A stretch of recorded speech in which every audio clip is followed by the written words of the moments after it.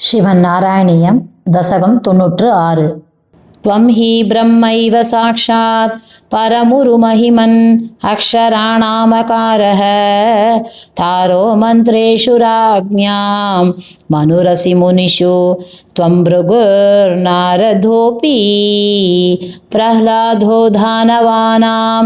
पशुषु च सुरभिः पक्षिणां वैनतेयो नागानामस्यनन्तः सुरसरिदपि च श्रोतसां विश्वमूर्ते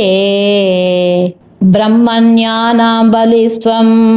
क्रतुषु च जप यज्ञोऽसि वीरेषु पार्थो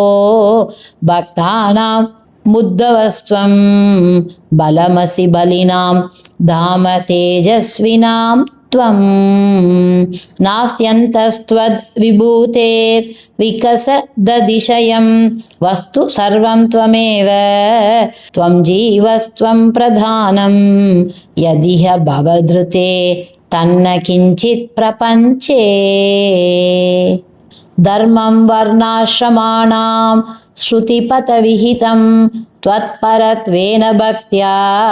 कुर्वन्तोऽन्तर्विरागे विकसति शनकैस्सन्त्यजन्तो लभन्ते सत्ता स्फूर्तिप्रियत्वात् मकमखिल पदार्थेषु भिन्नेष्वभिन्नं निर्मूलं विश्वमूलं परममहमिति त्वद्विबोधं विशुद्धम् ज्ञानं कर्मापि भक्तिः तृतयमिह भवत् प्रापकं तत्र तावत् निर्विण्णानामशेषे विषय इह भवेद्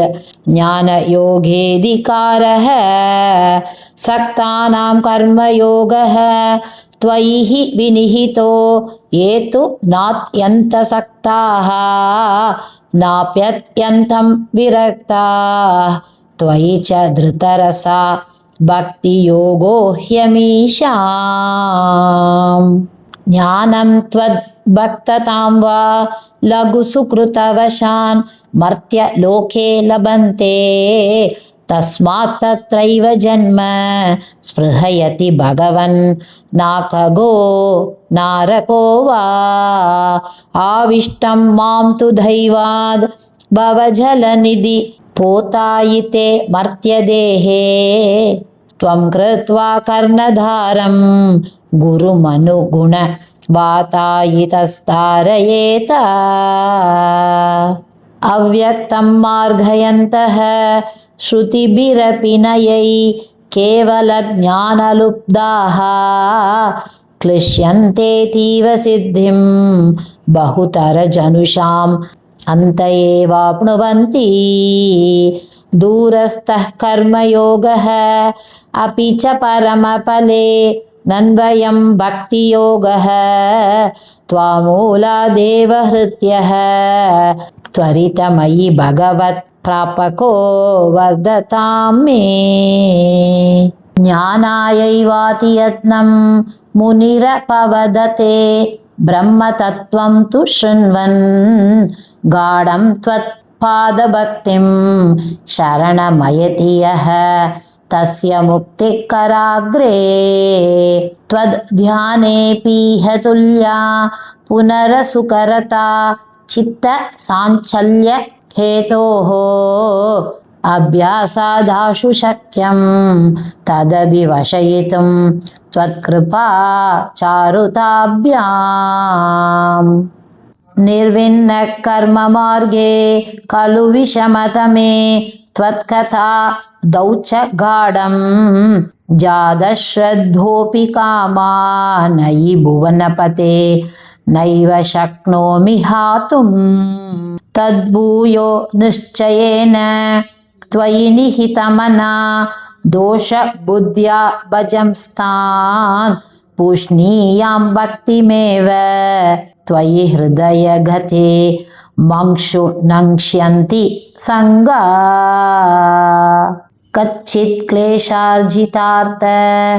क्षयविमलमतेर्नुद्यमानो जनौघैः प्रागेवं प्राह विप्रो न खलु मम जनः कालकर्मग्रहा वा चेतो मे दुःखहेतुः तदिह गुणगणं भावयत् सर्वकारीति उक्त्वा शान्तो गतस्त्वां मम च कुरु विभो तादृशीं चित्तशान्तिम् ऐलप्रागुर्वशीं प्रत्यतिविवशमना सेवमानश्चिरं तां गाढं निर्विद्य भूयो युवति सुखमिदं क्षुद्रमेवेति गायन् त्वद्भक्तिं प्राप्य पूर्णः सुखतरमचरद् तद्वदुद्धूय सङ्गं भक्तोत्तं संक्रियामां पवनपुरपते हन्त मे